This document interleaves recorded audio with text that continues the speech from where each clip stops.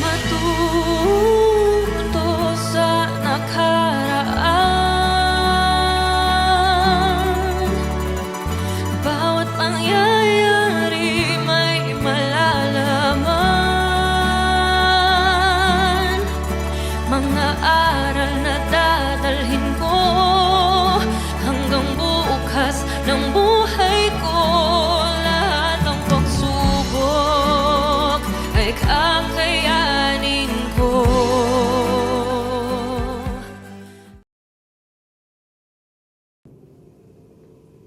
Nangyari, nakita niyo na ako ba yung pinasulat ko? Totoo mo? Ano ba yun?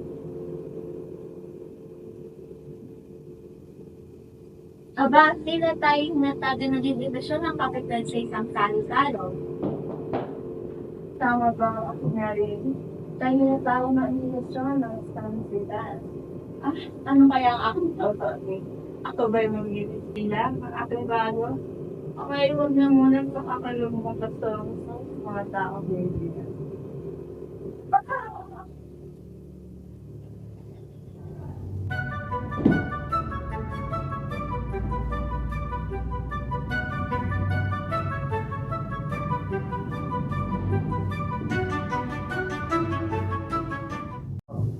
Magandang umaga mga ginang at no. Lubos kong ipinagagalak na makita kindahan. At lubos kong ito yung pinatasalamatan sa pagdalap sa pasyong ito. Ako'y nagpapatalang at din dahil nasa tamang oras ang mapagdal. At ang dahilan, narito ako upang ipakilala sa inyo ang taong na galing sa Europa. Ang pangalan niya ay Crisostomo Ibarra.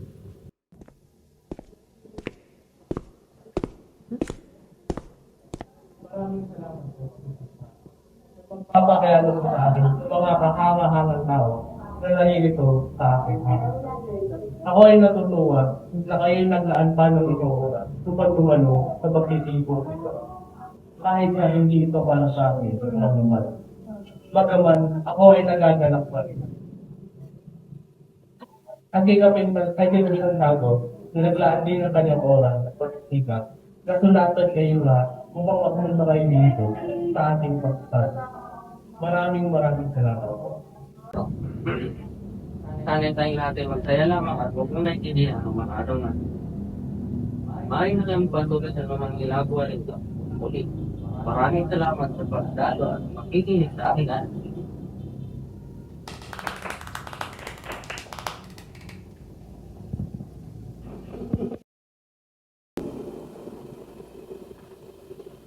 Paupo ka na dito, panlalangin ko. Opo ka riyan dahil ikaw ang bagong ulan. Ikaw na ang mauna.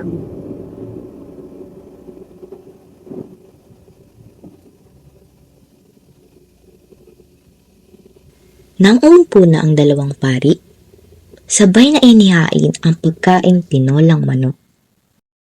Si Padre Damaso ang huling hiniinan ng ulam, kaya't siya ay nayamot.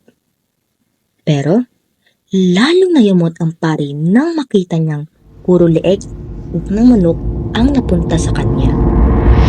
Leche, bakit puro leg at pakpak ang napunta sa akin? Wala na akong gana. Itong taon na tao na ito. Maputi, hindi na niyo ba naman? Ano bang magagawa? Kahit silag malinong na akong mga lubay. Ako, ibig Ano isang taon na ako? Nanakukuha. Buwan dito, bakit sa hirap? siya. Upang hindi mo naman ito. Hindi mo na lang ang tatay. Ano kung nakita mo katang-tang sa Europa? Yan bang epekto ng edukasyon sa Europa?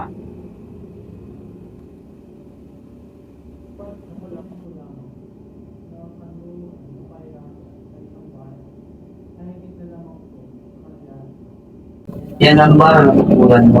Paano kayo magpapaka? Kung kayo yung magpapaka, bakit na lang ako? Noon naman, magaling na siyang magpapaka. Yung paano pa ngayon mga gusto ko wala.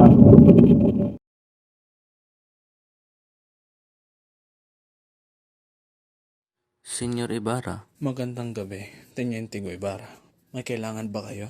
wala. Gusto ko lang sabihin na mag-iingat ka dahil baka ikaw ay matulad sa iyong ama. Nakikiusap ho ako. sabihin ninyo sa akin ang dahilan ng pagkamatay ng aking ama. May isang artilyero na nambubugbog ng isang batang lalaki. Sinubukan itong awatin ni Don Rafael, ngunit aksidente niya itong naitulak.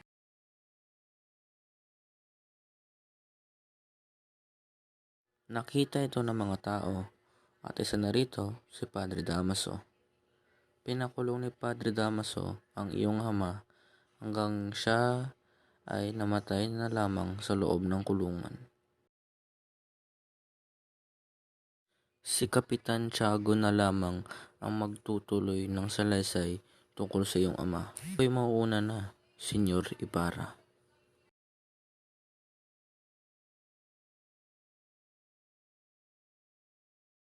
Sa Fonda de Lala, dala ng karwahe, nadarama ko ang bigat ng mga lihim sa sinapit ng aking ama. Hinahayaan kong magsidatingan ang gulo sa aking isipan, gaya ng himpapawid na dumarampi sa aking pisikal na katawan. Maaaring nasa bahay ni Kapitan Tiago ang mga tao ngayon, nagdiriwang at nagkakasiyahan. Habang si Ibarra ay nakaupo at nag-iisip ng mga bagay-bagay, ay ito naman kanya ring natulugan.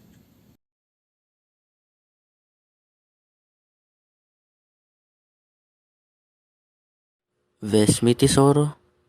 Para sa iba, ako'y hari ng salapi. Pero sa aking kalooban, ito'y nababalot ng mga alaala mula sa aking kabataan.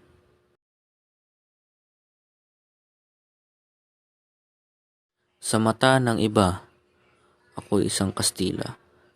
May impluwensya sa gobyerno at sa simbahan. Ngunit sa loob ko'y Pilipino pa rin ang turing sa akin. Kay Pia Alba, ako'y nagkaroon ng ligaya. Ngunit nang dumating si Maria Clara, ay kasabay naman itong kanyang paglisan. Ito'y nag-iwan sa puso ko ng sakit at hinding-hindi mawawala. Pagkatapos makapag-agahan ay nanahi si Maria Clara upang malabanan ang pagkainip. Naglinis naman ng bahay si Tia Isabel at si Kapitan Tiago naman ay nagbuklat ng ilang mahalagang papeles. Napansin ni Kapitan Tiago na namumutla si Maria Clara kaya ipinayo niyang magbakasyon ito sa Malabon o sa San Diego. Pagkabili mo ng damit ito kung mga malabog, mga araw. At San Diego, mo. Maganda ang bahay na ito. At isa pa, malapit na ang La Fiesta. Ikinagalak ni Maria Clara ang narinig, ngunit ang pagtigil ng isang sasakyan ay ipinagbago ng kulay ng dalaga. Lumabas ang magkasintahan sa azotea upang iwasan ang alikabok na nililikha ng pagbawalis ni Tia Isabel. Maraming tayong pinanahanap. Ang yung malaalan sama sa lahat isang at tanging galing yung malulupot kong pagod habang ako'y nasa ibang bahay. Ang isang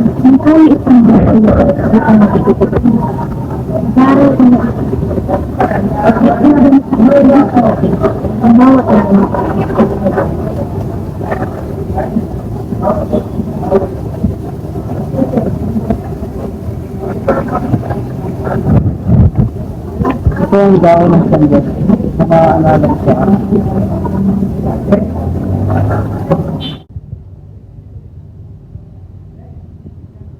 Ayan ba ang naiiwan mo bago ako umalis?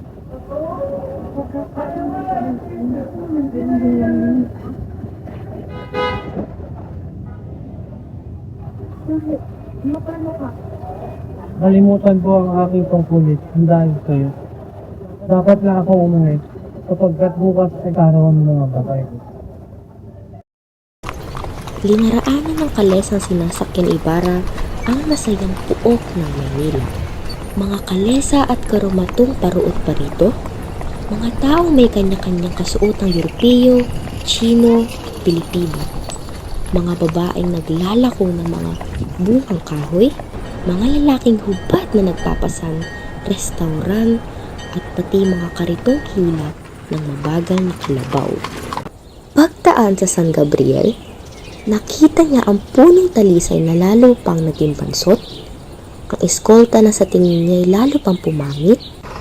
Nakita niya rin ang mga magagaras ang sasakyan, nunal ang mga kawaning inaantok sa pagpasok, mga militar, mga Tsino, at parang walang kibo.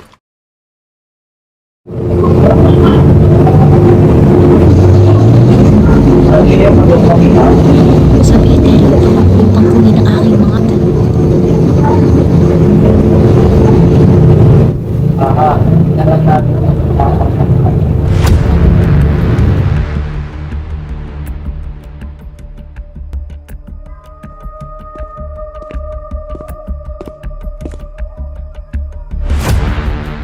Mahalaga tayo pag-usapan. Samantala, matapos makapagmisa ni Padre Sibila, ay agad itong nagtungo sa kumbento ng mga Dominikano sa Puerta de Isabel. Pagdating, nagtungo siya sa isang silid at nang mabuksan ang pintoy, natampad sa kanyang paningin ang isang matandang paring may sakit, payat at namumutla.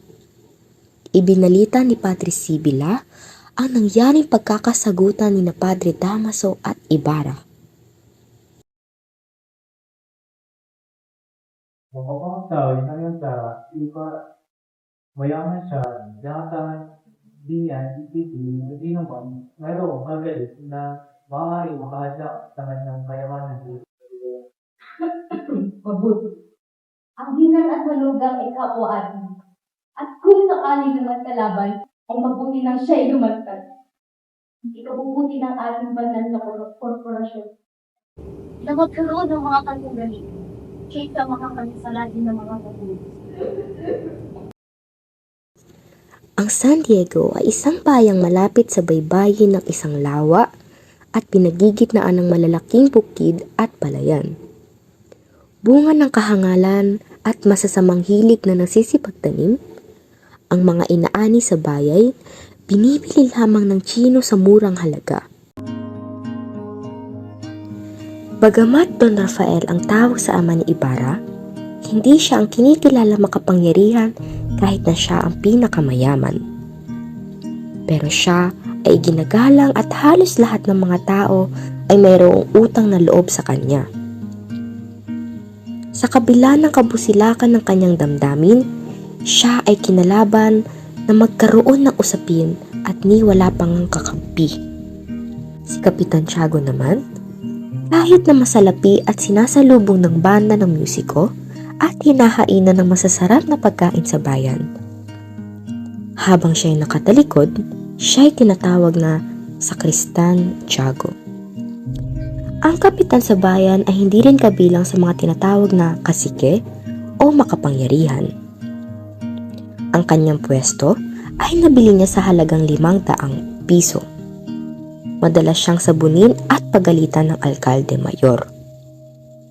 Ang San Diego ay maihahalin tulad sa Roma at Italia sa mahigpit sa pag-aagawan sa kapangyarihan pamunan ng bayan. Ang mga ito ay sina Padre Salvi, isang batang Pransiskano at siyang pumalit kay Padre Damaso. Payat siya sapagkat mahilig sa mag-ayuno.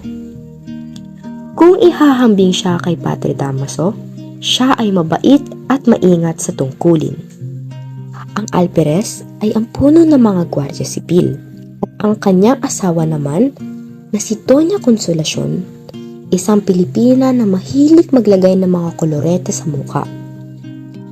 Ang pakakapagpangasawa ng alperes ay binubunton niya sa pamamagitan ng paglalasing, pag-uutos sa mga sundalo na magsanay sa init ng araw o di kaya ay sinasaktan ang kanyang asawa. Ang alperes at si Padre Salvi ang itinuturing makapangyarihan sa San Diego. Sa dulo ng isang makipot na landa sa dakong kanluran ng San Diego ay naroon ang libingan ng mga patay. Masukal ang buong libingan at pinagugubatan ng mga damo at halamang gumagapang na tanging palamutin ng mga bangkay na nahimlay roon. May kita sa gitna ng libingan ang malaking krus sa nakatuntong ang bato. Sa paanan ng krus ay nakatambak ang maraming buto at bungo ng mga patay. 2 tao ang humuhukay sa paglilibingan sa tabi ng pader na waring babagsak na. Ang isa'y datihan ng sepulturero at ang isa ay baguhan pa lamang kaya't sunod-sunod ang kanyang pagdura.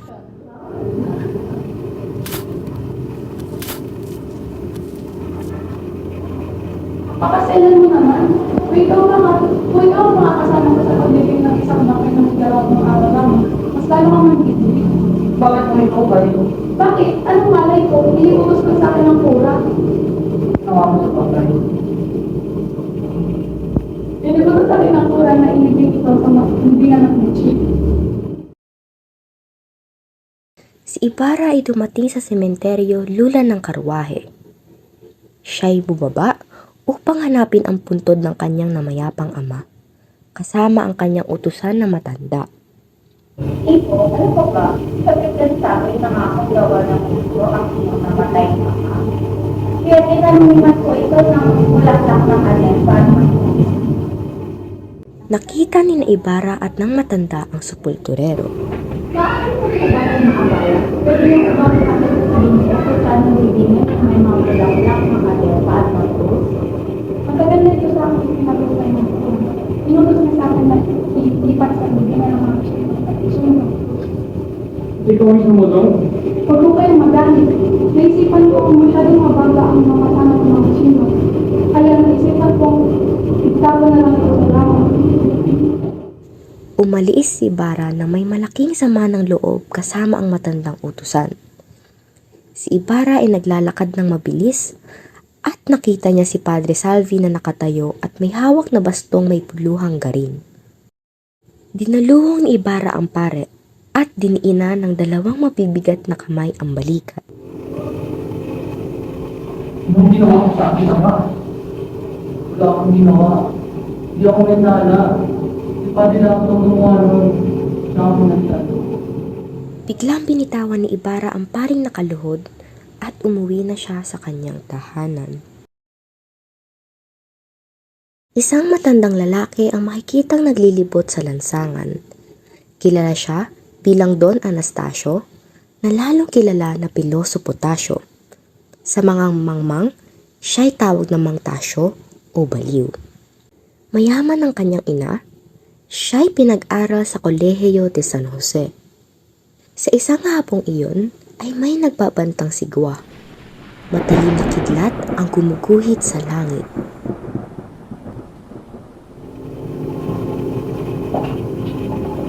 Tingnan mo kung kaya ito. Nagbalak ko ba kayo? Doon yung hindi ko. Kung ikumukulit ang matay ng lupa, mamari makapagay sa akin. Bakit hindi mo lang ibigin ng mga ginawa ko? Makabuti ng Diyos sa lahat. Inumani ko sa bawat kapitan na bumilimot ang huli ng Diyos. Kahit ay ginawa ng mga. Sa paglalakad ni Piloso Potasio, nakita niya ang mag-asawang Don Filippo Lino at Ginang Teodora Vina. Hindi ang bagay na nalaman ng yan. Hindi, kapag isa ako sa ating mga kapatid. Kapag takay, nagpaalam na ang matanda sa mag-asawa. Bumuhos ang pagpapalakas na ulan.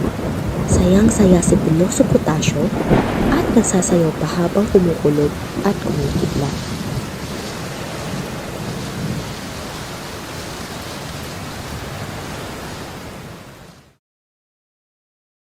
Sa kampanaryo ng simbahan ay naroroon ang magkapatid. Ang maliit ay si Crispin na matatakutin at ang malaki ay si Basilio. Ito ay may kalakasan ng loob. Sumasaliw sa sigwa ang malungkot na pigerya ng kampanang pumapaimbulog sa himpapawid. Kung binayaran ko iyon, walang kakainin inang.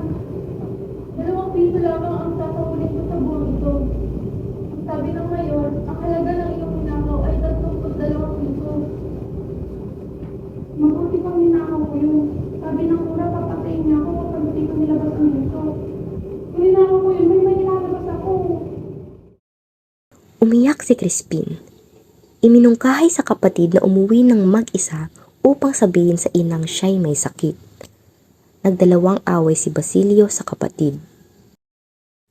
Biglang lumitaw sa hagdanan ang ulo ng sakristan mayor na may ugaling manuntok at manakit. Basilio, minumultahan kita ng kalahati sa iyong sweldo dahil sa hindi mo sunod-sunod na pagkatunog ng kampanya.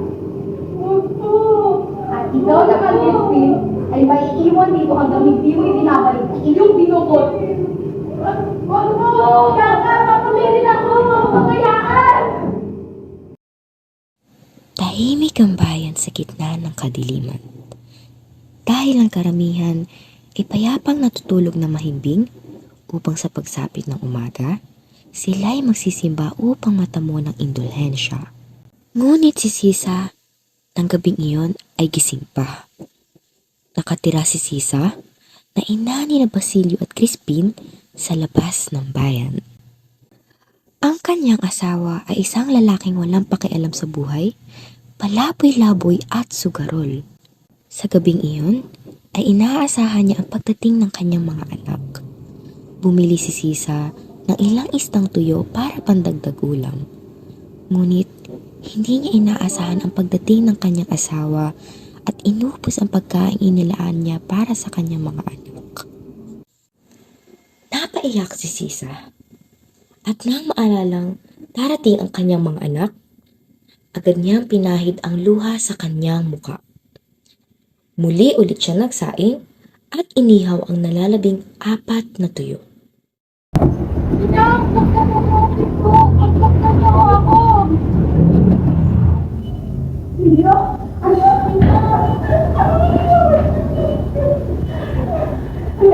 Maupo ka muna.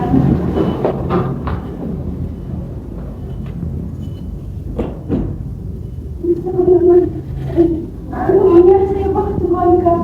Huwag ka po mag-alala. Sinay na sa kumbento. Tumakas po ako sa kumbento nang makita kong kinakalagpas ni Mayor Crispin. Ano nalabanan ko ito ng pagtakot ng paningin?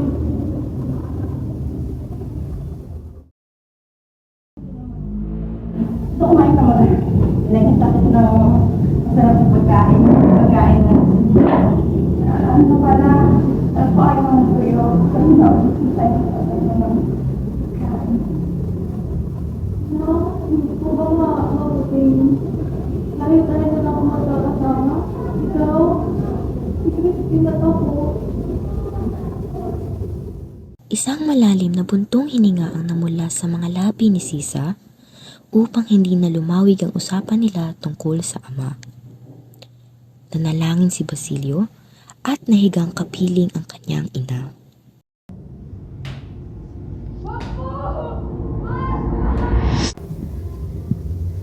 Basilio? Basilio, ano nangyayari? Ano nangyayari, Basilio? Ako na naginip din ang... Ano ngayon pala? Sabi mo, hindi ako makatulog. Naginip ba ito si Crispin? Hinakalagpag at hinakalat ng maraming tao. Okay ba? Okay lang.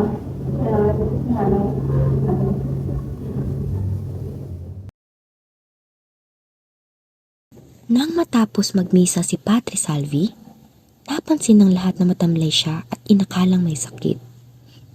Walang imik siyang umakyat sa kumbento. Pinag-uusapan kung sino ang nais sa kapistahan ng bayan. Sa gitna ng pagtatalo ay tumating si Sisa na sunong-suno ang isang bakol. Kinakabahan si Sisa habang umaakyat ng hagdanan. Iniisip niya kung ano ang sasabihin sa kura upang maipagtanggol ang kanyang anak at mapaglubag ang galit ng pare. Malugod niyang binati ang dinatnang utusan at sakristan. Ngunit hindi naman siya nito pinansin. Maaari ko na makapagpapay. Nandito po ang anak ko. Wala dito ako dito. Nasa itong tao. Hindi niyo ipagkalito. Narinig ba sigaw na sa amin? Ay magpapagpapagpapag ng aking anak. Kung saan siya makapagpapag. Kung naiwan, muli kumalit siya. pagkatapos magpagkakaw sa maraming pa. Mabuting asawa ko, kaya makasama mo ng mga katulad ng kanilang bata.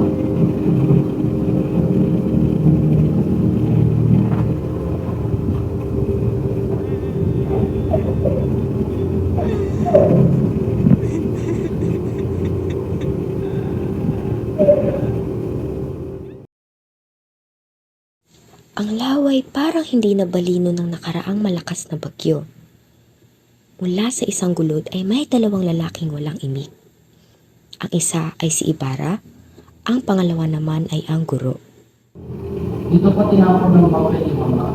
Tawag ko ng iba. Hindi ko natin nakikita. Ngunit naisipan ko pagtuloy ang batas ng aking kaya siya na siya yung pagmamahal ko pa.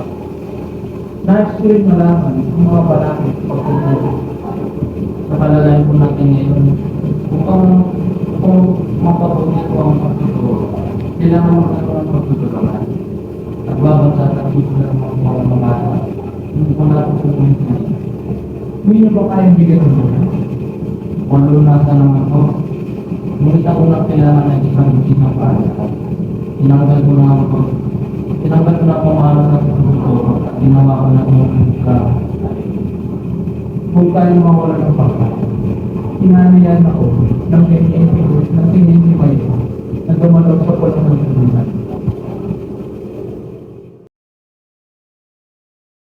Dumating si Ibarra at ang guro. Sumunod ang kapitan na mukhang mainit ang ulo at tuloy-tuloy na silang naupo sa silya. Mga Ginoo, ang layunin ng pulong na ito upang mapag-usapan natin ang makakapagpasaya sa listahan ng atin. Mga Ginoo, tayo magkakaroon isang malingan na pesta ng bahay sa harapan ng tatlong ikot ng mga tao.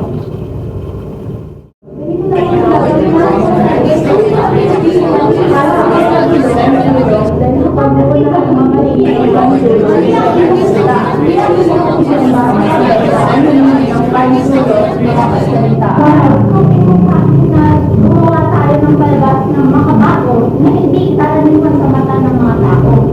Magaling! Nais ko rin inupahin na ang isang bahagi ng salapi ay iukol sa magandang gawain. Katulad ng pagbibigay ng pagpupugay sa mga batang magagaling mag-aral. Ang ayon hindi ako, ngunit iba ang gusto ng ating pura. Ang gusto ng pura, amin na kondisyon, tatlong term, tatlong misa ngayon, komedya na may ambitan sa pagitan ng video. Bakit pa ninyo kami tinulong? Yan, hindi na yata naunahan na ako ito. Kaya hindi ko na naiindihan na ito.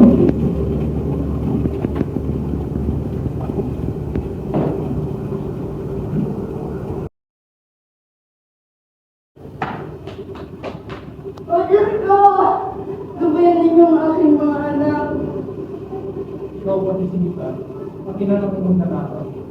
Ako nga po sisa. Ngunit hindi man din ako ang aking mga anak. Ilabas mo ang iyong mga anak. Huwag mo itago. Hindi ko alam kung nasaan sila. Kahapon ko pa sila hindi nakikita.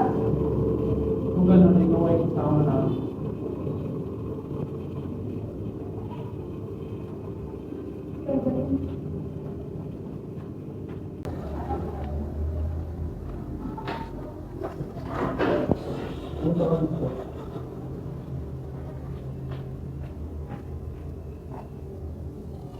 Diyan ka lang.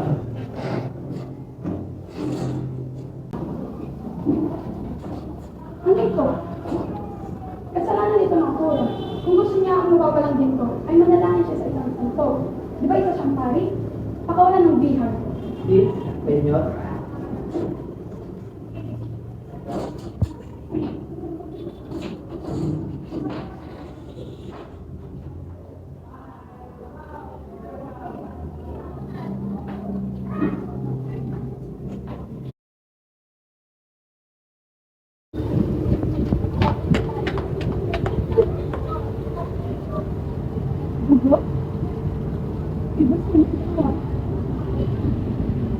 Basilio?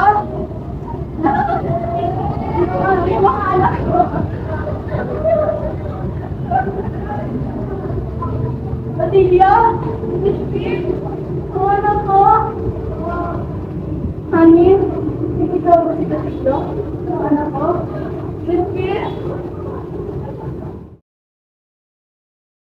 Naging abala ang mga tao sa San Diego dahil sa paghahanda sa kapistahan na magaganap. Naging usap-usapan din ang pagpunta ni Maria Clara at Tia Isabel. May plano ang magkasintahan na magkita, ngunit nang nalaman ito ni Padre Salvi ay agad niya itong ikinagalit. Sana ang para sa pagiging maganda lang. Ay, magagalang na Halos pa na, huwag na natin isang sapalit. Kung saan mo naman hindi pwede naman. Paliwasan mo lang sa mga kaugalian ang paniniwala ng mga tao dito sa pamilya. Huwag ka naman talaga. Siguraduhin ko na sa ibang bansa si Padre Salvi.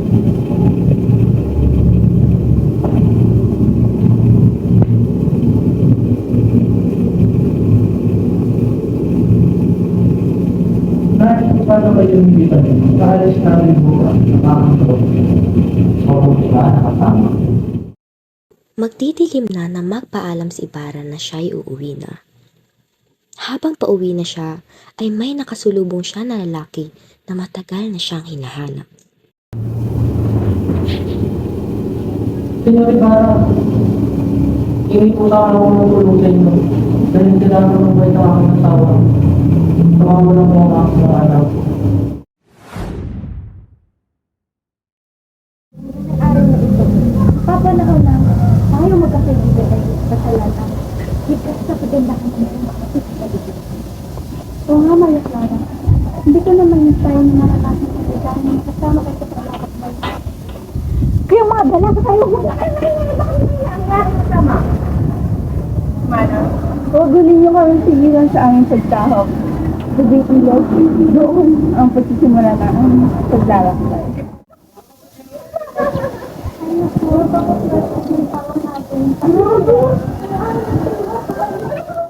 At sa wakas, ang kanilang paglalakbay ay nagbunga ng tagumpay. Nakahanda ng 2 bangka upang sila'y isakay. Nalubot kong inaanihan ng lahat na sumakay sa aking bangka. Ako si Elias, at ako ang inyong magiging tagagabay para sa ating paglalakbay sa ilalim ng malaking kaluwakan ng kalipas. Habang naghihintay, umawit na muna si Maria. Tamis ang buhay sa suriting bayan. Magiliw ang lahat sa halik ng araw. Ang hangin ay sa'yo nagbibigay buhay. Mula tayo'y langit, pag-ibig ay banal. Sa kabila ng kasiyahang nagaganap, ay ang iba namang kalalakihan ay nasa baklad ng palaisdaan. May nagsubok na mangisda, ngunit may naramdaman siyang kakaiba.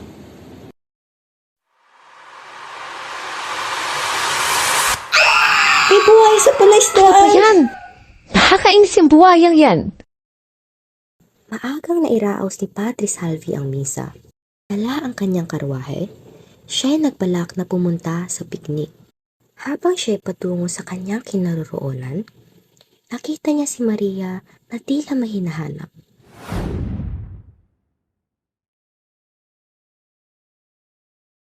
Pinagmasdan muna nito ang dalaga, ngunit hindi nagtagal, siya'y tumuloy na muli sa kanyang pagpunta sa piknik. Ngunit nagulat ang lahat sa kanyang pagdating.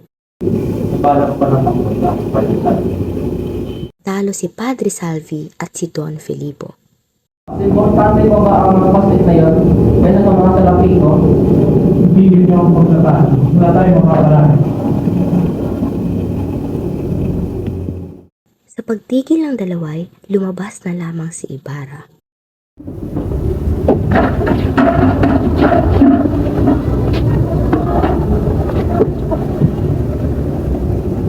Siya ay nakakita ng mga hula at nilapitan niya ito.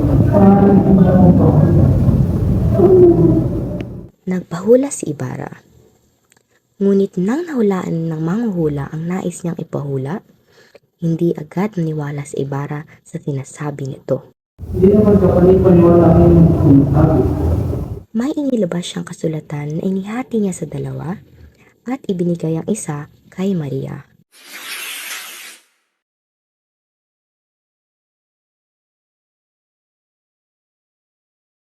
Ngunit maya-maya, dumating naman si Padre Salvi. Isang malaking kasalanan ang magagawa ng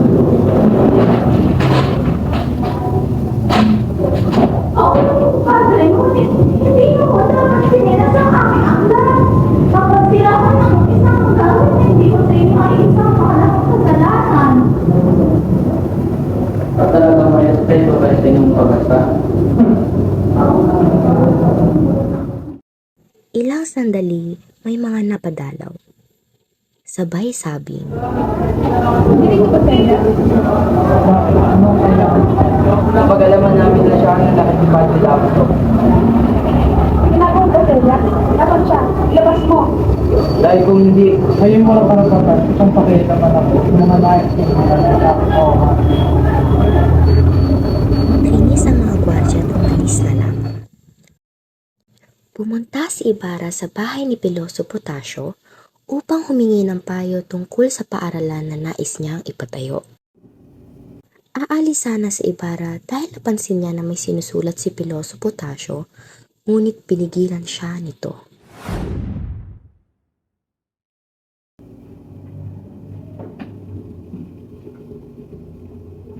Sa ngayon, wala pang makakaintindi na aking mga sulat. Ngunit darating ang panahon na makakaintindi rin, sapagkat ang mga tao ay mas matalino. Hindi po dapat sa akin sinasabi ang mga ito, kundi sa mga mayayaman at mga panggalingan ko. Ngunit pinapaalam sa iyo na kung ikaw ay manghihingi ng payo, ay hindi ibig sabihin ay pag-ibig. Kailangan pa bang piliin na katotohanan sa ating mga palagi ko yung magtatalupay ang aking lahat. Sino po ba ang may pagkain? Tignan mo ako ang ini. Maliit pa yan ng kira yung pinagsusukan. Tinukuran ko yan ng matagal hanggang sa pumapit ang dapat. Ganyan rin kayo. Isang punong tinanim sa Europa na nilipat sa lupain ng Pilipinas. Kalimutan na kaya mo ito. Gaano na ako na bakit. Kung sakaling hindi ka magtagumpay sa pagpapatayo ng paaralan, ay meron ka pa rin napala sa iyong pagkakas.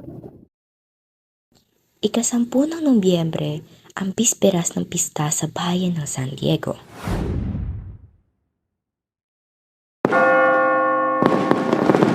Naging masigla sa paghahanda ang kilusan sa lahat ng dako.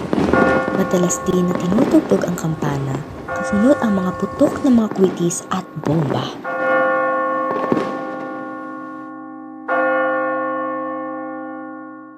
Pagsapit ng gabi, ay naghanda na ang mga tao para sa magaganap na sabungan. Sa proyekto naman ni Ibarra, ay marami ang nag-alok ng tulong, isa na dito ang kura. Ngunit tinanggihan ito ni Ibarra. Maraming salamat. Hindi naman isang trabahan ang aming papagod. Kundi isang paaralan para sa buong bayan. Sa pagdating ng kapitan sa Disperas, may pasalubong ito kay Maria.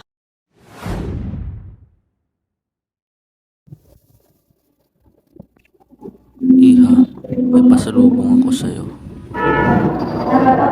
Pakaganda na ito. Pero buong lang mo ako. Ako'y pupunta ka sa mas piliin sa bayan. sige, ngunit na lang maaga. Kaya dapat nagpaparala. Ito pa lang yung sinabi ng Ibarra. Maraming salamat. Ngunit mayroon ako na ang pagkain.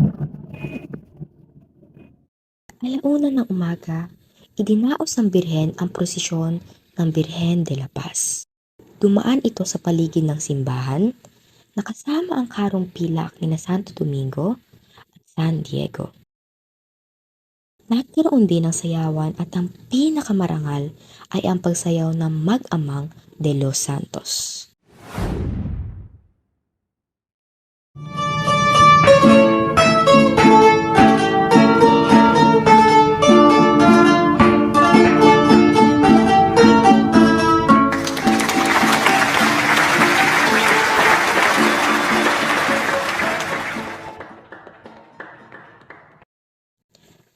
Pagtakay, sinulatan ni Maria si Ibarra.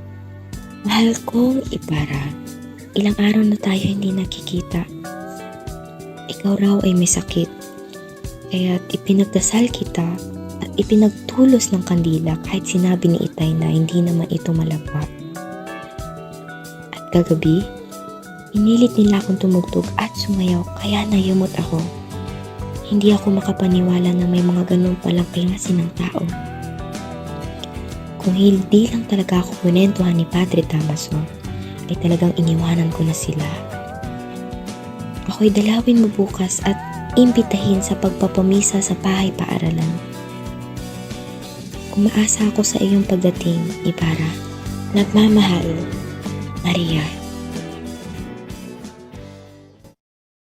Kinabukasan, pinati ng Teniente Mayor si Piloso Potasio kasama si Don Filipo.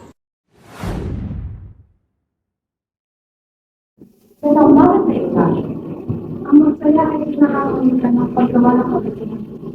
Pagkakot para na makita subalit wala rin ang kapwa at ipapakikuan ng pagkakot.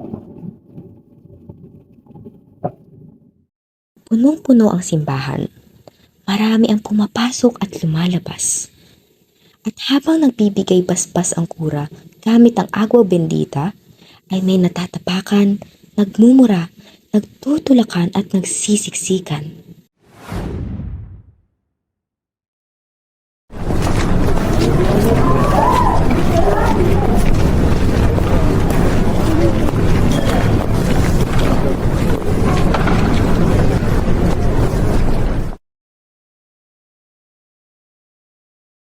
Nagsimula na si Padre Damaso sa kanyang pagsisermon.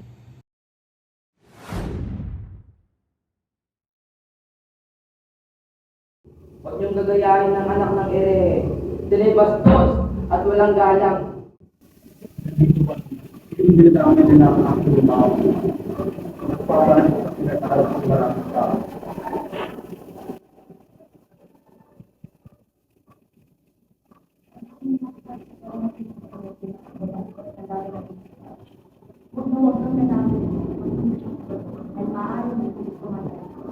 Nang lilingunin na sana ito ni Ibarra, ay biglang nawala sa kanyang likod si Elias. Sa lugar kung saan itatayo ang paaralan, ipinakita ng taong madilaw ang isang makinarya na nakapagpapakita kung paano maitataas at ibababa ang mga bagay gaya ng bakal at bato.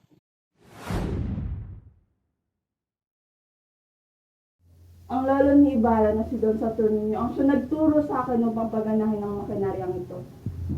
Kung babala ni Elias, sila bumibilis ang tibok ng hapon.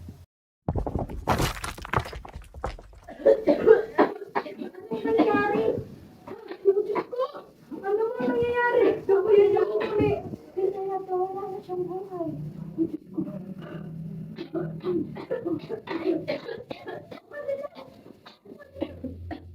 Kinabukasan, pinaroonan ni Elias si Ibarra sa kanyang bahay.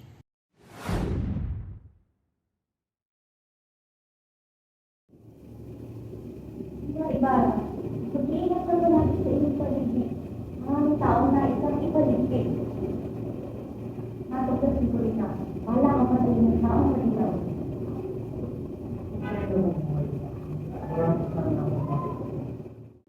Diyos na ang lumagot sa kanyang kamatayan. Kayo una na, Senyor Ibarra. Pangako na ako'y babalik ang mga oras na kailanganin mo. Isang malaking salo-salo ang magaganap sa araw na yun.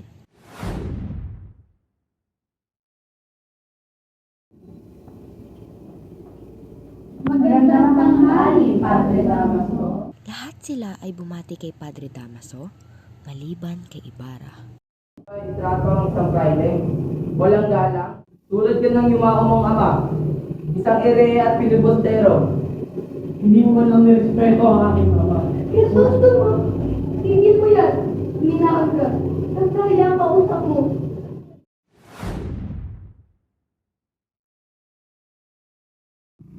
Akala ko pa naman kakampi ng mga taong bayan si Bara dahil sa kabutihan niya. Anong ating magagawa? Laging nasa katwiran ang mga private. Nangyayari ito dahil usap-usap ang mga taong bayan.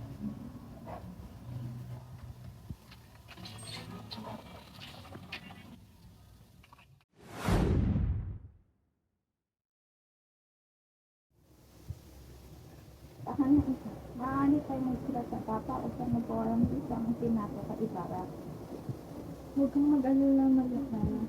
Ako naman ang gagawa ng paraan upang makapag-usap muli kayo. Iya, nagabanggit sa akin ng ninong na may inilaan sa akin tinatagal sa Europa. Primo, hindi madaling magpalit ng isang kapitan. Ina, sabi ng Kapitan General, sabi ng ama mo, lumabas ka daw. Ako tiyak, ako susunod na rin. Labagman sa kanyang kalooban ay wala siyang magagawa. Nang pagkarating ng Kapitan General ay agad niyang hinanap si Ibarra.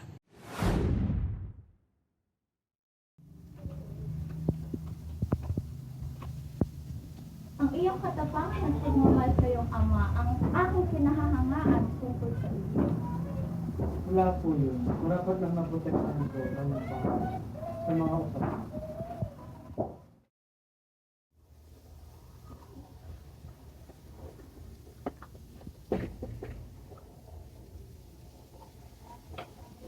Kung ano man ang inyong balak sabihin kay Maria, ay idaan mo na lamang ito sa pinto.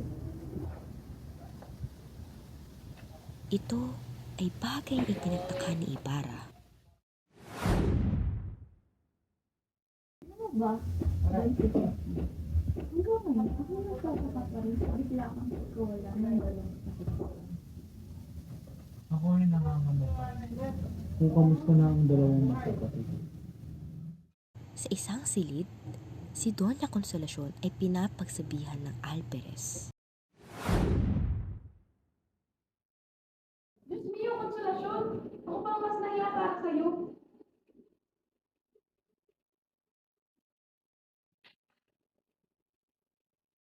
Sara las ventanas y puertas!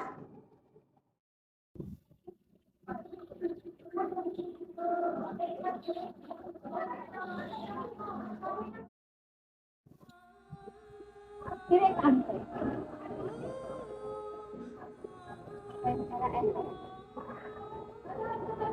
Yun lang ba? Oo nga. Kaya ram.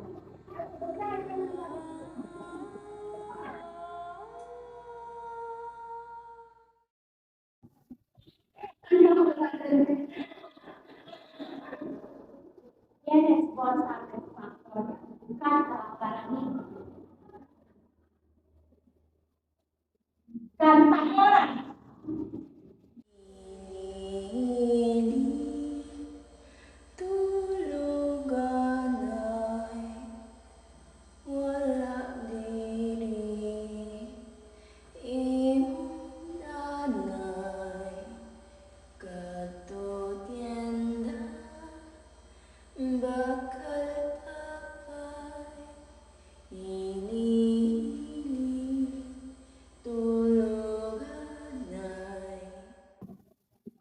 Magaling, magaling. Aba, nagulo ko na itong Tagalog. Umaak ng mayaman. Ngayon, sumayaw ka naman. Bale, sayaw. O, sigaw yan mo. Sayaw, sayaw. Sayaw, ganon. Mali. Hindi ko sumayaw ka, diba? Sayaw. Sayaw.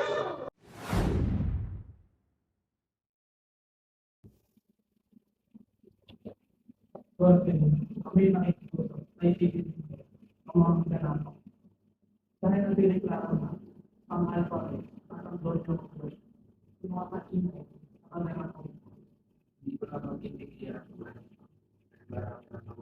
Hindi pwede itigil ang dula-dula na ito. Punta sa akin ang kapatid ko!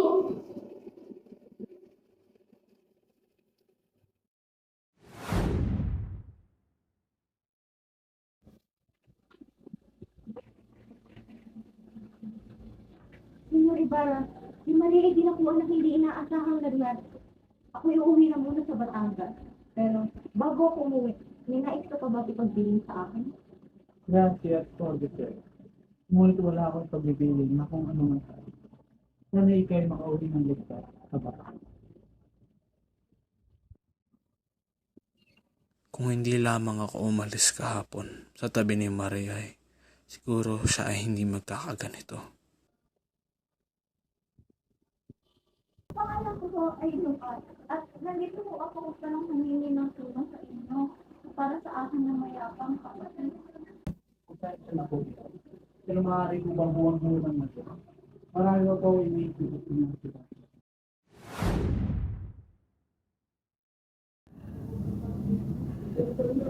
Timo, kailangan natin magbili ako din sa simbahan na kung tayo natulungan. Hindi na kailangan na yan.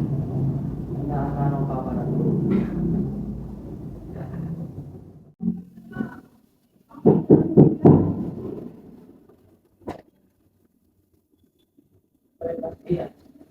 Mabuti naman ang tumalaw ngayon.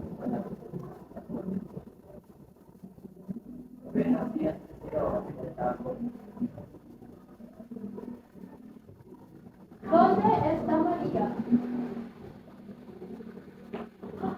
Doña Victorina, Don Tiborcio, itinagatan ako kayo makita muli. Buenos días. Hindi lamang kami ng nasawa ko na pangito. Sinama rin namin ang pumangkin ng cellphone sa inay. Buenos dias po pinansyal. Maria Clara. At Diego. Hey, ko hambre. Wala ba kayong mga alimento dito?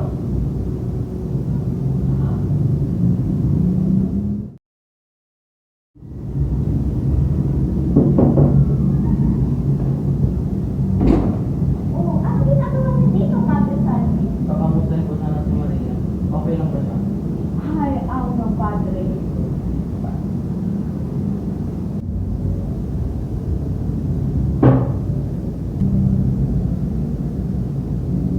Buenos dias, Madre Santa. Soy Alfonso. Kapitan Charlie, maaari ko bang makita ang kalagayan ng Maria Clara? Siya. Ay, kailangan talaga na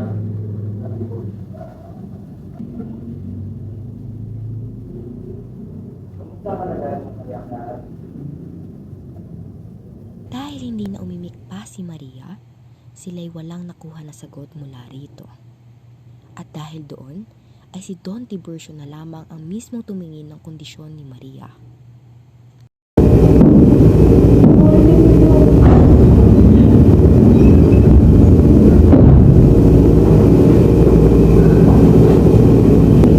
Hindi yung Padre Damaso. Nakakagulat ang iyong pag-ibig.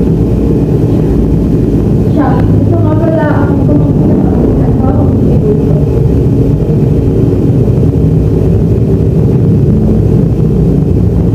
Makuha sila natin, bago natin. Hindi kinakadala ko makilala. Estos Steve, ba't parang magsumayagan pa kayo? Padre Damaso, nawa ay matulungan mo si Linay sa kanyang mga pangangailangan. Hindi ba natin kayo hindi ito pangyayon? Bigay mo na ito. Nagalaman niya ng mga pangangailangan. Dahil ang trabaho sa tao. Por favor, Father. Maaari din ang bigyan ng trabaho. Ngunit, sa sinasabi mo mapapangasawa, hihintayin ko muna na makausap tayo ng Friday.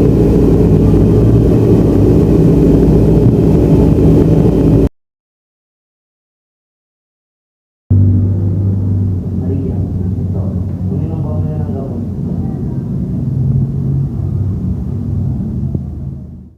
Habang ang mga ito ay nagaganap, si Kapitan Tiago ay nagtungo sa Birhen ng Antipolo upang magbigay ng gintong tungkod para rito.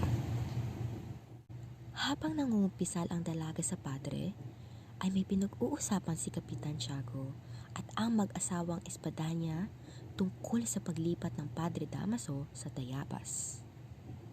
Kung may totoo nga ang aking narinig, ang Padre Damaso ay hindi na sa Tayabas. Kakalungkot nga ni Maria. Ano ba? Nakakalungkot na balita ito.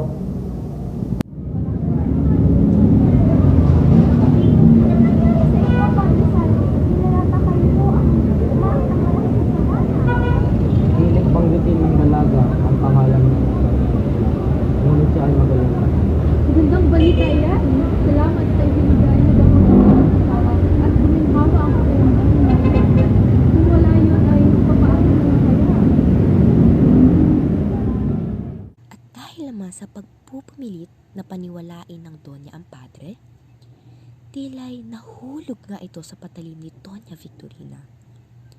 Kung kaya't napaniwala ng Donya si Padre Salvi na isang ang magaling na doktor si Don Tiburcio. Salamat sa pagpalit. Doon na dito rin Muchas gracias. Kailangan naman natin ang Tiago. Ang mahalaga na maaari sa talaga ng kanya. Sabi mo ko na. Adios.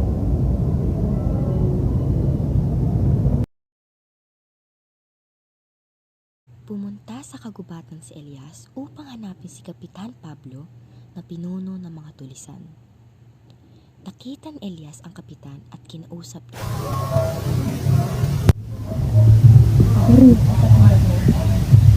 Ngunit, katapos na makasakot ng mga inosenteng tao, pinili ko na lamang na nahihit.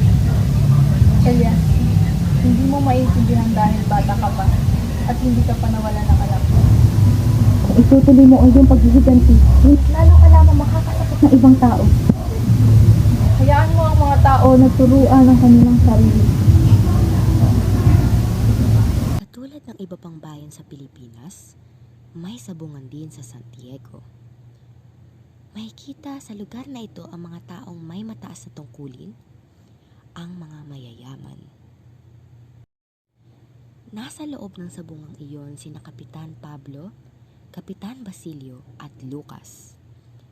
Nagtanong si Kapitan Basilio tungkol sa manok na isasabong ni Kapitan Tiago.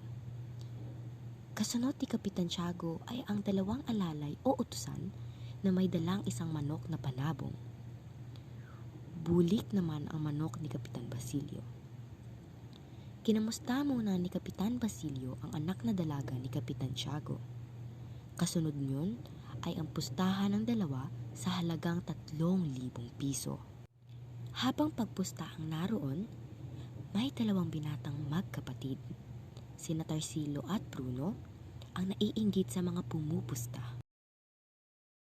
Nagtatalo ang magkapatid at bigla silang napahinto nang may lumapit sa kanilang dalawa. Ikaw kasi, kung hindi mo pinupahan lahat ng ating pera, may pupusta pa sana tayo ngayon sa manok na pula. Kayo ba si Bruno at Tarsilo? Bakit ho? Dediretsuin ko na kayo. Alam ko naging biktima rin kayo ng mga gwardiya. Ito ang pera. Atakihin niyo lamang ang cartel. Galing yan sa iba. Gumilid muna ang magkapatid at nagbulungan. Mahal ka ba, Bruno? Sige, sige. Payag tayo. Payag kami. Sa kabila ng sabungan, ang mag-asawang de Espadanya ay nag-iikot sa isang maliit na bayan. Bakit ang barang-barang na mag-hindi? Hindi man lang sila marunong magtanggal ng sobera kapag nakakasulunan tayo. Sana'y maturuan sila ng malipan at makampas ng pura sa ulo. Donya, ano nangyayari sa'yo? Maaari ko pong malaman, Sina, kung bakit ko nabihan na lang makatingin. Ingit ka ba? Ako? Naiingit sa'yo? Ako? Sa'yo? Well, totoo nga naman. Sino bang hindi maiingit kay Doña Victorina? Kaingit-ingit naman talaga ang kulot ng buhok mo. Akala mo ba hindi natin alam kung sino ka? Kung anong klaseng tao ang pinagbibilangan mo?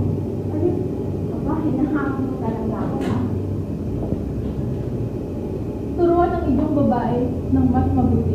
Bilhan siya ng ilang disenteng damit. At kung wala ka ng pera, pagtakawan ng mga tao.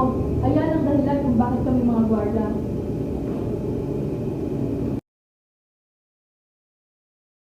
Nabukasan, dumating si Ibarra gaya ng pagkakasabi ni Lucas.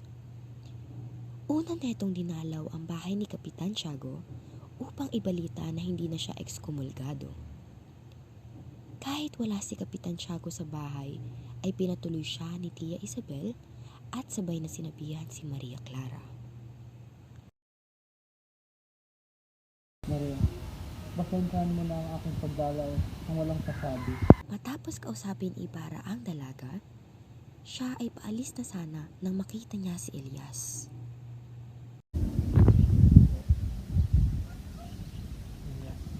Pinakawalan na ako sa pagiging ekskomulgado. Kamusta ang paaralan na natin ginawa? Matatapos ng maagang ating paaralan dahil nasipag silang gabuan. Pero, hindi ka man nalulungkot. Ito ang hiling ng iyong ama, pero hindi mo man na ito mararanasan. Tinanggal man sa'yo ang pagiging tiwalay. Ang mga taong hindi pa rin makakalimutan. Ibarra, hindi ka pa rin mamahalin ng simbahan. Totoo yan. Kahit alam kong hindi ko man lang ito makikita sa aking mga sariling mata, hindi ko ibibitawan ito.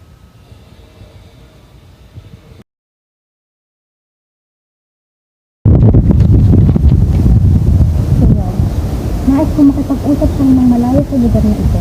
Dahil dito, wala tayong mga tagapag. Makakabalik tayo sa loob ng isang oras. Ano ang kailangan natin? Ako, ang tagadala ng kagustuhan ng maraming kapitpalad. Palad, ano yung sabi? Ikinuwento ni Elias ang kanyang pakikipag-usap sa pinuno ng mga tulisan. Si Ibarra ay nakinig ng mabuti at siya ang unang bumasak sa mahabang katahimikan nila.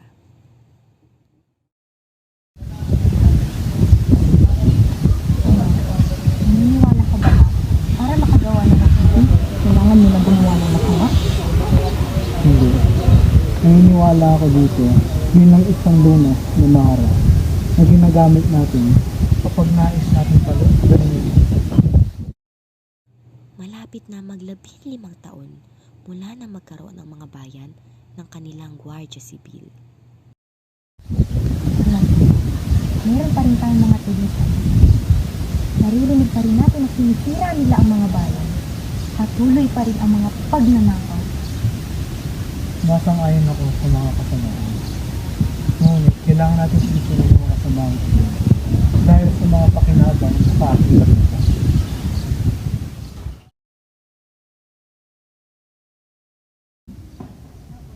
Ibarra, ipapamalas ko kayo ng mga gusto ng aking buhay na nagdulot sa akin upang isang magiging isang. Kailangan ba sabihin mo sa akin? Dahil sa kahirapan at kawalan ng abogado.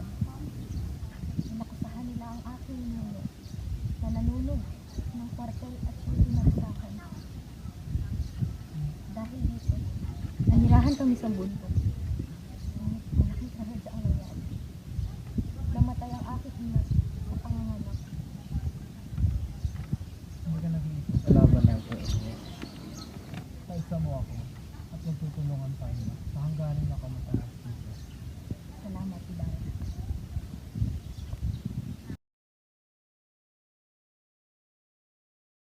Dumalaw si Padre Salvi kay Kapitan Tiago. Buong kalak na ibinalita nito ang tungkol sa pagkakaalis na hatol ng ekskomulgado kay Ibarra.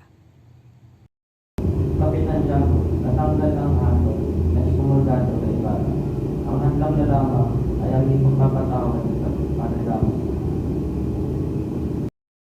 Sa sandaling iyon ng usapan ng padre at ng kapitan, sumingit si Ibarra at Tia Isabel.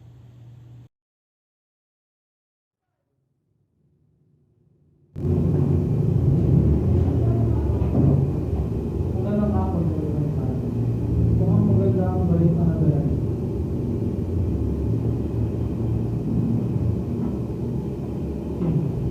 Galit na sa akin si Maria. Pumasok si Sinang sa silid ni Maria at hindi nagtagal ay lumabas din.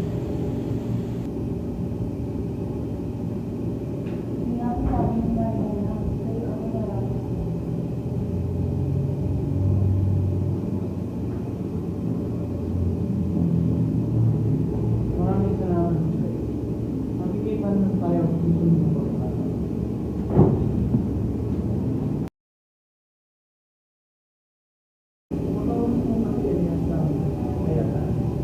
Oo, at pinaiwan din niya ako na dalhin ko daw ang asawa ko sa Maynila para sa kanyang kalusugan.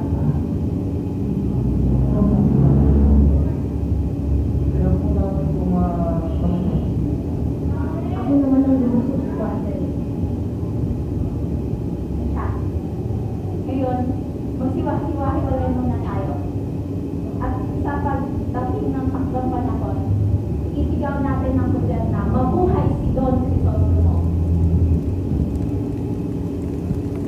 Ang mananalo ay may iwan upang makipaglaro sa mga patay.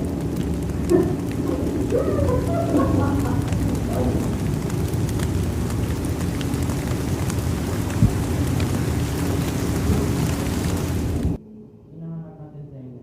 Alam mo ng bakit nila lang nadala. Isang lalaki na may ilan sa mukha, ang ating hinahanap.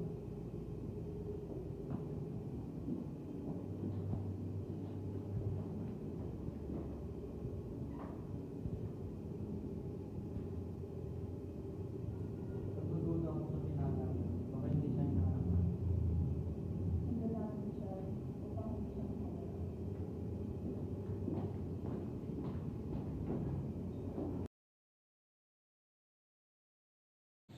Kinaumagahan, naglalaganap ang balita tungkol sa liwanag na nakita sa libingan noong nakaraang gabi. Yung mga nagsasabi na nakita nila ang iwanag sa hindi niya sa gabi. Talaga? Ako hindi ko nakita. Pero ngayon lang mga nag-report at mga Mga kapatid, huwag natin kalimutan ang mga kaluluwa sa purgatorio. Pagdasal natin sila para sa kanilang kaligtasan.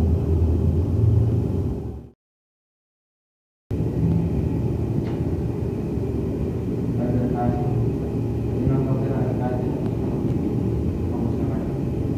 Salamat. Hindi na makakaya. Pagdasal tayo, kung ba kailangan ako? Hindi na. Ang taong mamamatay na hindi na naman kailangan ng anumang Diyos. Pakisabi kay Jesus kung mga nakita kami sa kasunod. Ang paniniwala ko ay ang Pilipinas ay nababalikan ng pag-ibig. Ang iyong pinili sa akin, ang kaligtasan, ay naman.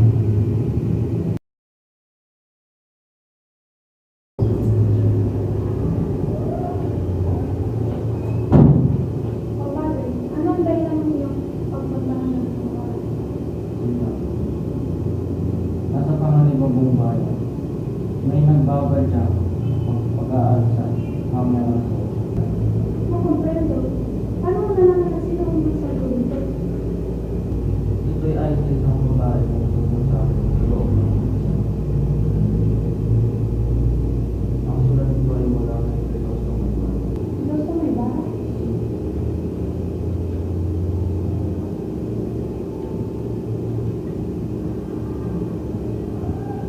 Kailangan mo na makasiguro dito.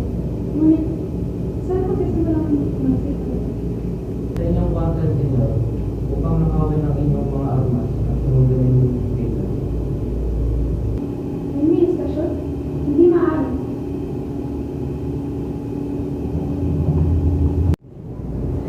Ibarra! Kailangan natin mag-usap. Mayroon kang parating na pangalit na yung buhay at ikaw ang patatamaan. Ano mo naman ito na ako? Hindi na importante kung sino. Kailangan natin kumilos agad.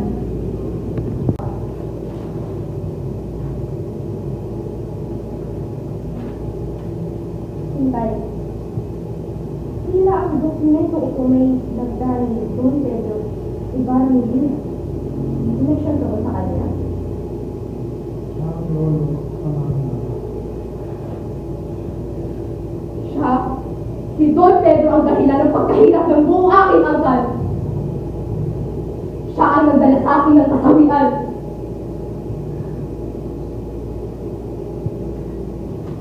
Tumakas ka na habang may oras pa. Pero ito ang tatandaan mo. Mag-isa ka na lamang. At hindi na kita kailangan pa.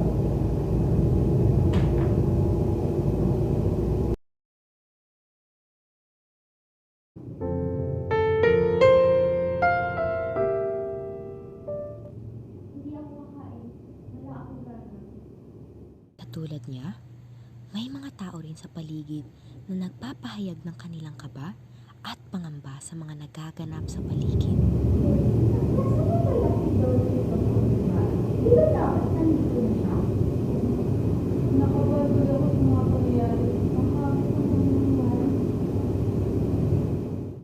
Kasabay ng kanilang pag-uusap, naririnig ang mga patingaw ng simbahan at nagsisimulan ang pagdarasal ng mga tao.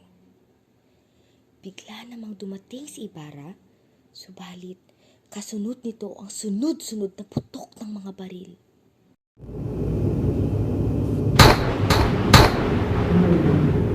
Bakit may putukan?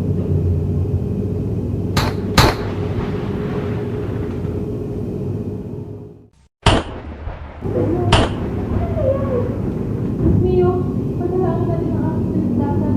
Matama ka na lang ito.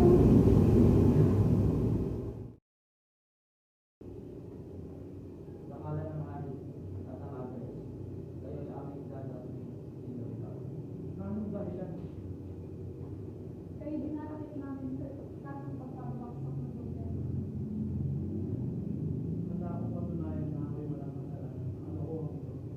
Sumama ka na lang sa amin at magpaliwanag kung ayaw mo kayo masaktan pa.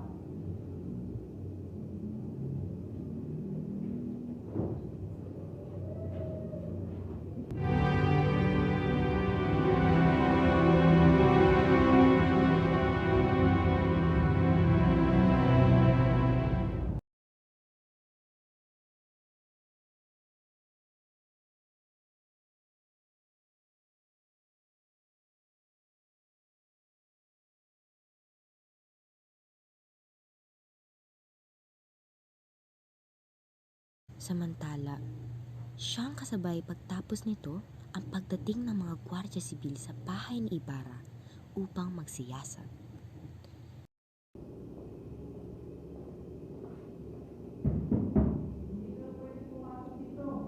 Kailangan namin makiyasat ang insidente.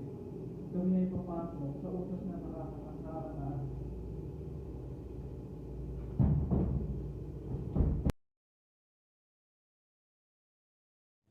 Kinaumagahan, ay kita pa rin sa bayan ng San Diego ang takot. Tahimik ang paligid dahil wala makikitang palakad-lakad sa daanan. Isang batang lalaki ang naglakas loob na magbukas ng bintana. Nang makita ng lahat ang katapangan ng bata, ay sabay-sabay nagbukas ng kani-kanilang bintana ang magkapit-bahay. Si Kapitan Pablo daw sumalaki sa kalkul. Talaga? Eh, ang narinig ko ay isang inchik daw ang lumusob. Ito naman ang narinig ko. Nagtangkaong na si Crisostomo Ibarra na itanan si Maria Clara upang hindi nito makatulong si Alfonso. Kaya naman itong si Kapitan Chagui nang hingi ng tulong sa mga gwardiya sibil. Totoo, nagtapat daw si Bruno sa mga gwardiya sibil at nagpapatunay sa mga bali-balita kay Maria Clara at saka kay Crisostomo Ibarra. Alam niyo ba, nakita ko si Lucas na nakalambitin sa puno ng santol. Sus Maria Joseph! Diyos ko. Ano na yun? Grabe nga ang Ano mga na nangyayari ngayon? Bago mag-ikasyam, ay dumating ang kura at tinanong ng alperes sina Ibarra at Don Felipo. Doon ay iniharap sa kura ang dalawang natirang buhay na nabihag ng mga sibil.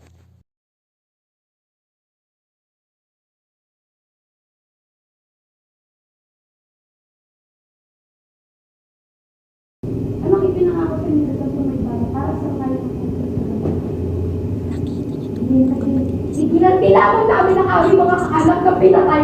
Pedro, ang asawa ni Cesar. Sabi niya sumabang kayo.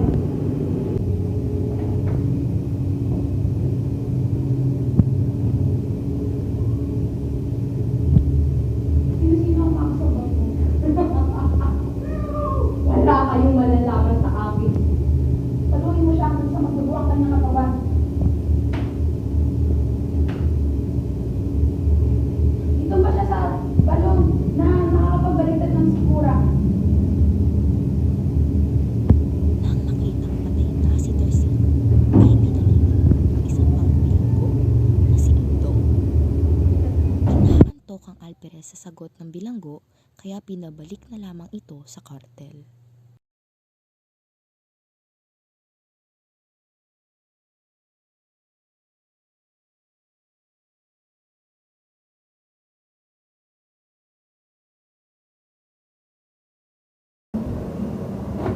Tila kung sino bang dahilan ng paguluhang ito, siya bang hindi natinag siya? Oo. Sige ako, sino po ako? Kahit na nasa gipit at abang kalagayan si Ibarra, ay tila walang ibig dumamay sa kanya. Sa ganitong kalagayan, nadama ng gusto ni Ibarra ang mawala ng pag-ibig, kaibigan at magandang kinabukasan. Sa kabilang banda, nagmamasid si Piloso Potasio mula sa mataas na lugar. Maya-maya ay ipinasya na rin niyang umuwi. Kinabukasan, natagpuan na lamang si Piloso Potasio na nakahandusay sa may pintuan ng kanyang bahay. Wala, ay wala ng Carmen. Yan na nga natin sinasabi ko sa'yo. Ay, di ba ikaw na nga ang nagsabi na lang mo? Para baka sa Kaibigan ako kay Don at Ibarra. ibibigay ko ang aking mga tutulong. Hindi mo ba nabalitaan na yung sugpo? Eh gayos naman, dapat ginawa ng mga ginawa ng mga tao ng 1872. Aba, ay, nabalitaan kong pumunta ka mo si Padre. Huwag mo sasabihan ang pangalan niya. Gusto mo bang mamatay? Kamusta natin ba? Hindi mo pala ng pamangkin sa Pilipinas na siya ibigay. Huwag ka nang mag-inom pa. Alam naman namin na tagapayo ka ng kapitan at Clarita. Salamat at nandito ka na. Kami ay narito upang pag-usapan ang usapang hindi na natapos. Malagalan ako. Wait, napaling ako muna ako sa akin.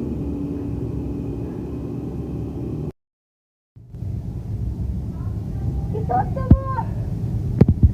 Sabang ay nangako ako mabalik ko yan. Ngunit, pumunta ko, ikaw ay hindi tumapag sa akin. Nangangalikhaan ako ng aking ama sa sasabihin ko sa'yo kung gusto mo. Ikinwento ni Maria kay Ibarra ang tungkol sa kanyang tunay na katauhan. Oo, bakit? Ito ang lahat ng aking ginagawa. May sulat na iniwan ng aking ina. Ibinigay sa akin ng tao. At taong yun, para maging kapalit yun.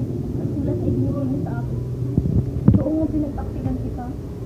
Ngunit, sa alaala ng aking ina, nagawa ko ibigay ang sulat na iyon. Na hindi ko alam kung saan nila man yung gagamitin. Ibahala. Ngayon, magagawa ko pa rin ba akong mahalin? Maria, okay na.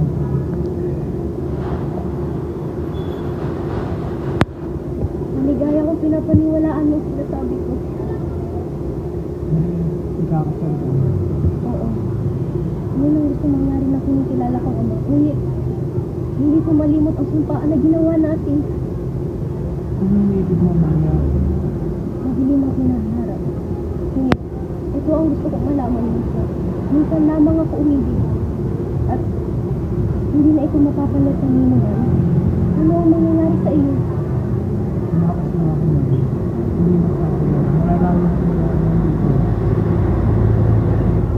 Paalam dito ako naman.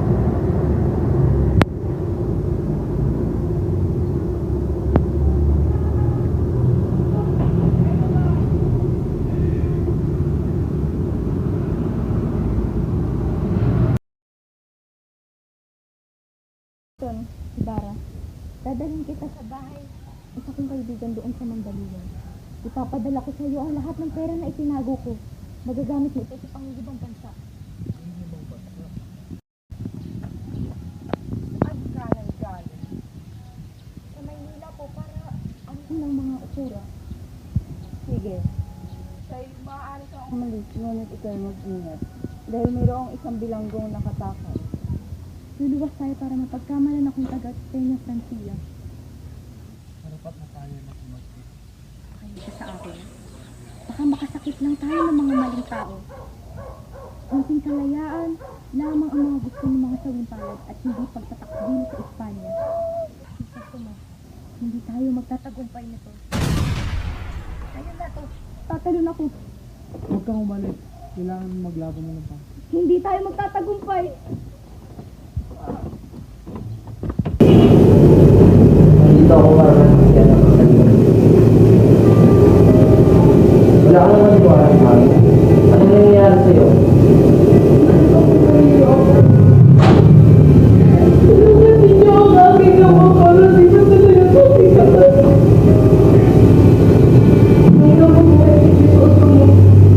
Dahil kung marami, para makarinig ang mga pag-ibig sa kanya.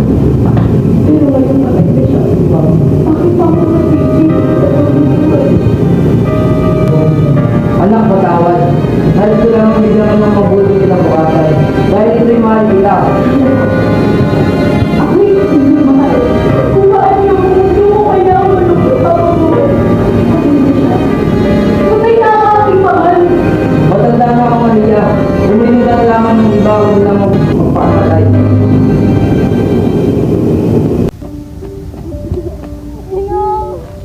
Ako to si Basilio, Inang!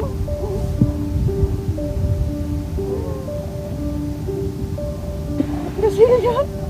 Basilio!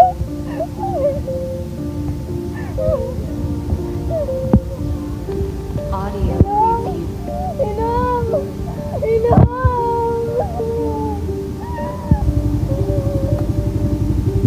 Sino ang babae niya?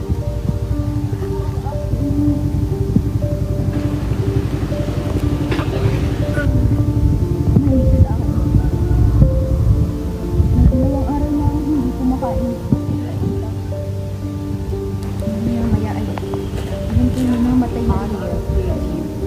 Ngayon ang darating na sino man. Kahayin mo lahat ng ginto na ibinuon ko. Sinigin mo yun sa pag-aaral. Sinigin mo rin ang bangkay ng aming ito.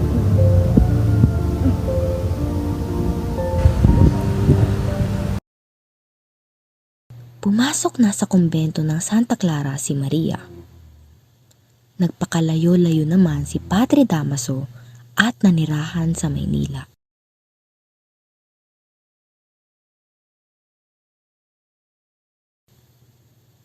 Kinabukasan, nakita na si Padre Damaso bilang isang malamig na bangkay.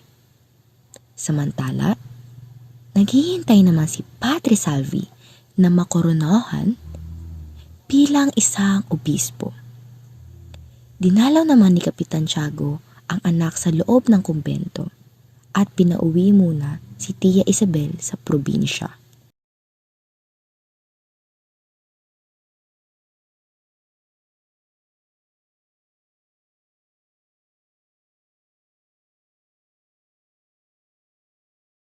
Tuluyan nang nakalimot si Kapitan Tiago sa Diyos. Sabong, marijuana at opyo ang palagi niyang kasama. Hindi naglaon, pumanaw ang dating masiglang kapitan. Habang ang mag-asawang Espadanya ay patuloy sa pagkukunwari bilang isang dugong pughaw. Samantala, walang malinaw na balita galing kay Maria Clara sa loob ng kumbento.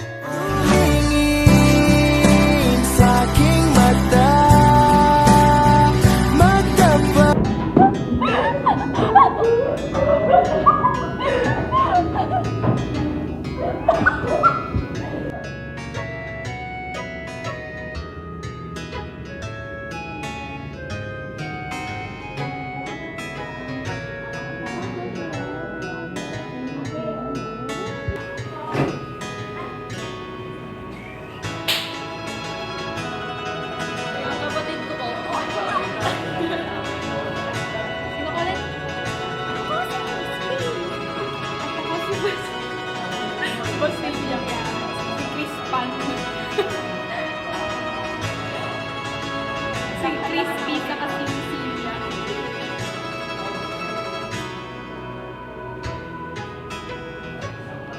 Dapat may tissue para super pink naman yan eh.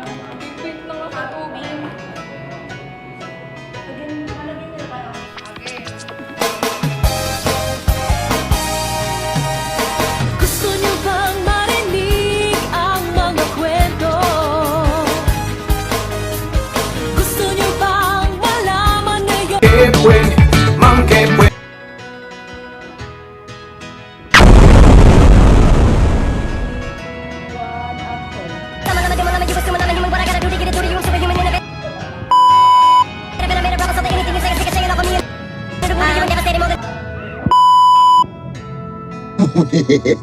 My little tomboy, my little...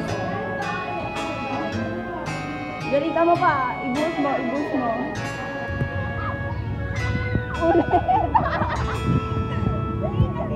Hindi galit. Oh, galit. Yun yung ginawa ni Vera. Ano ba yan yung tatanong ni Lisa? Hindi. Ay, si Lisa. Baliw lang sila, ma'am. Pinapasayaw niya. Isang dalagang Pilipina.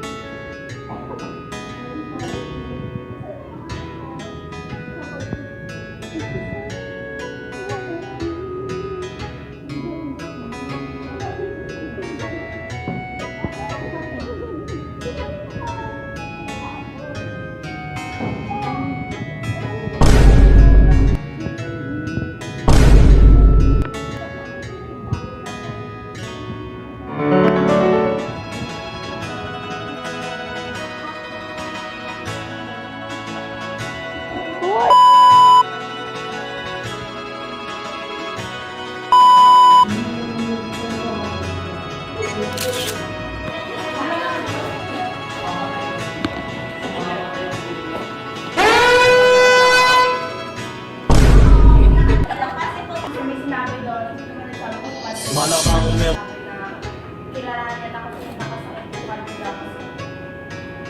o na namang iiyak pa. Sa ano, Hinabas ang truck na to. Anong aasahang distrack sa inyo? Puro mga wak kayo. dito na lang sila na nag-voice record na lang. Yung TikTok effect na ano.